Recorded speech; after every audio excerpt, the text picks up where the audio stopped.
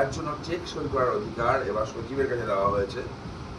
Panchayat amendment act নিয়ে এসে গ্রাম সভা আবার চালু করা হয়েছে। পঞ্চায়েত চালাবে গ্রামের মানুষ। বিভিন্ন জায়গায় পঞ্চায়েতের দুর্নীতিগুলো আটকাতে হবে, চেকের ব্যবস্থা করা চেক করার ব্যবস্থা করা হয়েছে। 100 দিনের কাজ, আপনারা জানেন দুর্নীতির কারণে পশ্চিমবঙ্গে 100 দিনের কাজ বন্ধ ছিল। অডিট রিপোর্টগুলো অলরেডি বিধানসভায় পেশ হয়েছে, ওগুলো নিয়ে আলোচনা হবে যখন আপনারা আরও ভালোভাবে জানতে পারবেন। বিবি রামজি চালু হয়েছে অলরেডি। 100 দিনের কাজকে 125 দিনের কাজ করা হয়েছে।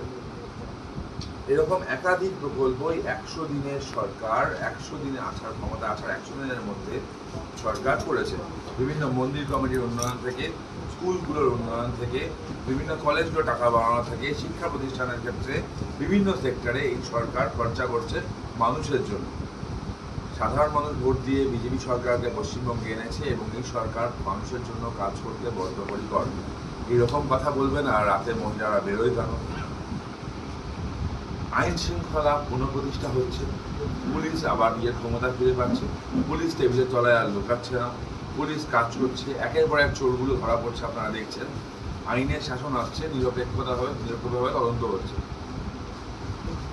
আমার বিশ্বাস কালকে আমাদের মাননীয় মুখ্যমন্ত্রীরা বলেছেন আমাকে 1টা বছর সময় দিন, 1টা বছরের মধ্যে যদি না আমার 10-এর মধ্যে আপনারা আমাকে 9 নম্বর দেন আমার কাজের জন্য, তাহলে আমি ক্ষমা চেয়ে নেব। অলরেডি 100 দিনের সরকার যে কাজগুলো করেছে, আমি জানি কাজ এখন অনেক বাকি। আমাদের সংকল্পপত্র যেটা ছিল আপনাদেরকে আমরা কথা দিতে পারি, পরের বার যখন আমরা নির্বাচনে যাব আপনারাই বলবেন আগের সংকল্পগুলো সব পূর্ণ হয়েছে, এবার নতুন কি আছে বলুন। এক্সপেকটেশন মানুষের এই জায়গায় নিয়ে যাওয়া হয়েছে। মানুষের এক্সপেকটেশন আছে, এই সরকারের উপর ভরসা আছে, সাধারণ মানুষের সরকার, এবং আমরা সেইভাবে কাজ করতে বদ্ধপরিকর। কোনো প্রশ্ন থাকলে বলুন। আর একটা কথা বলেছি, আইন পরিবর্তন হয়েছে, বিএনএস ঠিকঠাকভাবে চালু হয়েছে, কাটমানির এগেনস্টে যুদ্ধ ঘোষণা করা হয়েছে, কাটমানির এগেনস্টে হেল্পলাইন নাম্বার চালু করা হয়েছে, সিন্ডিকেট ভাঙার কথা বলা হয়েছে, এবং ফিনান্সিয়াল ক্রাইমে যারা যুক্ত, ইডি সিবিআই তো ছিলই, তার সাথে বিএনএসে 111 যে সেকশনটা আছে সিন্ডিকেট অফেন্সের জন্য লাইফ ইমপ্রিজনমেন্ট, সেগুলোও থাকলো, সেটাও চালু হচ্ছে। আমি আবার বলছি, এই সরকার ল প্রতিষ্ঠার দিকে যাচ্ছে, ন্যায়ের শাসন আনছে এবং মানুষের উপকারের কথা সবসময় ভাবছে।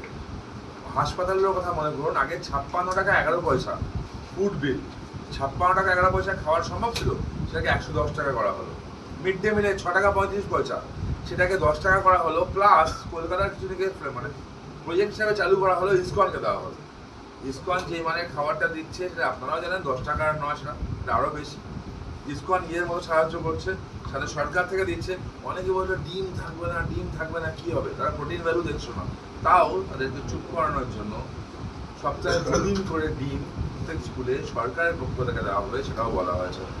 বাচ্চাদের সুষম আহার, রোগীদের সুষম আহার, মানুষের জীবনের উন্নয়ন, সেগুলোর কথা ভাবা হচ্ছে।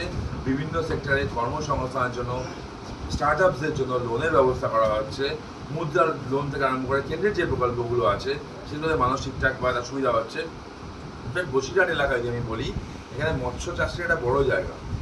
প্রধানমন্ত্রী মিন যে যোজনা আছে, সেই যোজনার সুবিধাগুলো এখানকার মানুষ পেত না। এগ্রিকালচারের ক্ষেত্রে সেগুলো পেত না, সেগুলো চালু করা হয়েছে, এখানকার প্রান্তিক মানুষের সুবিধা হবে। ভারতীয় জনতা পার্টি যার আদর্শের উপর ভিত্তি করে চলে, তিনি বলতেন অন্তর্দয়ার কথা। অন্তর্দয়া মানে দীনদয়াল উপাধ্যায়জির অন্তর্দয়া। অন্তর্দয়া মানে অন্তের উদয়। লাইনের শেষে যে লাইন ব্যক্তি দাঁড়িয়ে থাকে, তার উন্নয়ন যতক্ষণ না পর্যন্ত হয়, কোনো রাজ্য বা দেশের উন্নয়ন বলা যায় না।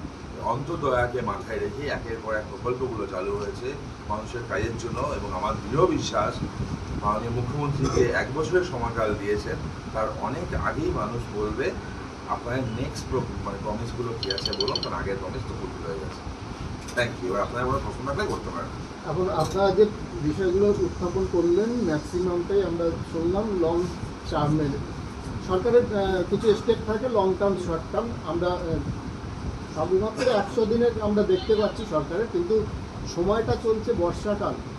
এরকম একটা সময়ে দাঁড়িয়ে বসিরহাটের মতো একটা পৌরসভাতে আমরা বিগত 3 মাসের মধ্যে যে বর্ষাকালের পিরিয়ডটা পার করছে, সেখানে নিকাশি ব্যবস্থা থেকে রাস্তা একেবারে ভগ্নদশা তার থেকেও খারাপ কিছু বললে ভুল হবে না। প্রশাসনের কোনো নজর বা কিছু দেখা যাচ্ছে না। তার উপরে চলছে ডেঙ্গুর পরিস্থিতি, ডেঙ্গুর কোনো নজরদারি নেই। এই যে প্রশাসন এই মুহূর্তে পৌরসভার বোর্ড ভেঙে রয়েছে, প্রশাসনের হাতে প্রশাসন চলছে, তারপরেও কেন? প্রশ্ন হচ্ছে পালালেন কেন? পৌরসভা যারা চালাতেন তারা পালালেন কেন বলুন? কেন পালালেন? কাজ তাদের ছিল তো, তাদের করার ছিল কাজ। আমি যে কটা কথা বললাম কোনটা আপনার ঠিক লং টার্ম মনে হলো আমি জানতে চাই। অন্নপূর্ণা যোজনা চালু হয়ে গেছে, ইন্ডাস্ট্রিয়ালাইজেশনের কথা বললাম চালু হয়ে গেছে, দুর্গা স্কোয়াড চালু হয়ে গেছে, রাজ্যে অলরেডি ইনভেস্টমেন্ট যেগুলো চালু হয়ে গেছে চলে এসেছে সেগুলো আপনারা দেখেছেন। আগেকার মতো খালি শিলান্যাস হয় না, যেগুলো ইন্ডাস্ট্রি চালু হচ্ছে সেখানে মানুষ গেছেন, আপনার প্রত্যেকটা দেখেছেন। এবার পৌরসভার কথা বলুন, পৌরসভা যে কাজগুলো ছিল পৌরসভা সেই কাজগুলো করেনি। ফার্স্ট। সেকেন্ড হচ্ছে পৌরসভা দুর্নীতি করে টাকা লুট করেছে। পৌরমন্ত্রী যিনি আছেন আমাদের, মানে urban development and municipal affairs minister Abhijit Pal মহাশয়, তিনি অলরেডি বলেছেন, অলরেডি সরকার থেকে ডিরেকশনও দেওয়া হয়েছে, হিউজ ফান্ডও অ্যালার্ট করা হয়েছে পুজোর আগে রাস্তাগুলো মেরামত করার জন্য। এই রাস্তাগুলো আগেই করা উচিত ছিল। বর্ষাকালে রাস্তা মেরামতি হয় না, যে কোনো মানুষ জানে। বর্ষাকালে রাস্তা মেরামতি হলে টাকা নষ্ট ছাড়া আর কিছু হয় না, টাকাগুলো খালি খরচা হয়।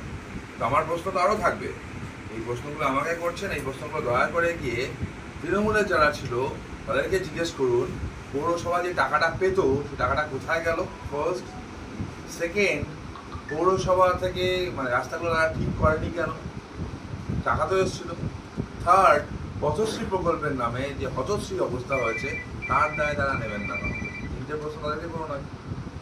আপনার প্রশ্নের এগেনস্টেই তাদের বিরুদ্ধে যে বোর্ডটা ভাঙা হয়েছিল এবং তাদের বিরুদ্ধে যে মানে বরখাস্ত করা হয়েছিল তার বিরুদ্ধে কোনো প্রশাসনিক স্টেপ হলো না কেন? বসিরহাটের বোর্ড ভাঙা হয়েছিল দুর্নীতির দায়ে। 23 জন কাউন্সিলরের বিরুদ্ধেই অভিযোগ উঠেছিল। এই অভিযোগ সেই কাউন্সিলরদের বিরুদ্ধে কোনো ব্যবস্থা কেন? ব্যবস্থা হবে, কেউ পার পাবে না। দাদা, 1 মাসের মধ্যে দেখা গেছে বিভিন্ন জায়গায় বিজেপির মন্ডল সভাপতি থেকে নেতারা দুর্নীতির মধ্যে জড়িয়ে পড়েছে, কোনো ব্যবস্থা করছেন না। প্লিজ দেখান, আমি রিকোয়েস্ট করবো, প্লিজ দেখান। যাদের নামে সরাসরি অভিযোগ এসছে, উইথ প্রমাণ এসছে, তাদেরকে সাসপেন্ড করা হয়েছে। ভারতীয় জনতা পার্টি একমাত্র পার্টি যে পার্টি নিজেদের কর্মীদের পর্যন্ত সাসপেন্ড করে রয়েছে তৃণমূলের করা অভিযোগে। তৃণমূলের থেকে অভিযোগ এসছে, তার ফলে পার্টি মানে আমাদের পার্টি কর্মীরা সাসপেন্ড হয়েছে। এটা ভারতীয় জনতা পার্টি একমাত্র পার্টি। আপনারা যে বলছেন যে কথাগুলো হচ্ছে এসছে না আসছে, এবার ফর এক্সাম্পল ধরুন আমি এখান দিয়ে রাস্তা দিয়ে আসছি, কেউ দাঁড়িয়ে আমার সাথে একটা ছবি তুলবে, ছবি তুললে সে যদি দুর্নীতি করে সে কি বিজেপির কর্মী হয়ে গেল? আমাদের ডেটাবেস এতটা উইক নয়।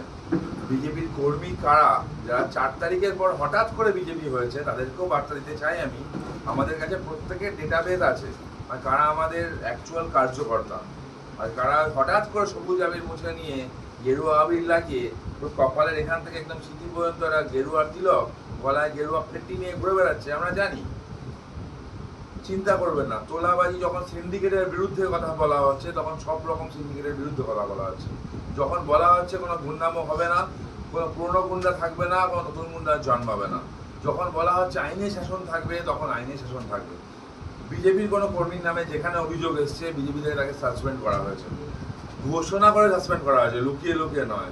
সাসপেন্ড করে সাসপেনশন প্রত্যাহারও করা হয়নি। যাদের বিরুদ্ধে মিথ্যা অভিযোগ পর্যন্ত হয়েছিল তাদেরকেও শোকজ করা হয়েছিল, শোকজের রিপ্লাই দিয়েছিল। সুতরাং প্রবলেম নেই, আপনাদের মানে সিস্টেম, নতুন সিস্টেম বুঝতে সময় লাগবে। 15 বছর তার আগে মানে 34 বছর তারা সিস্টেম দেখে এসছেন, এখন একটু টাইম লাগবে হয়তো। বালির দাম এখান থেকে 4 মাস আগে বালির দাম ছিল 9,000 টাকা। শুভেন্দু অধিকারী বলছেন, বারবার মুখ্যমন্ত্রী বলছেন যে তোলাবাজি বন্ধ করা হয়েছে, পুলিশ হাত পাচ্ছে না। বালির দাম কেন 12,000 টাকা?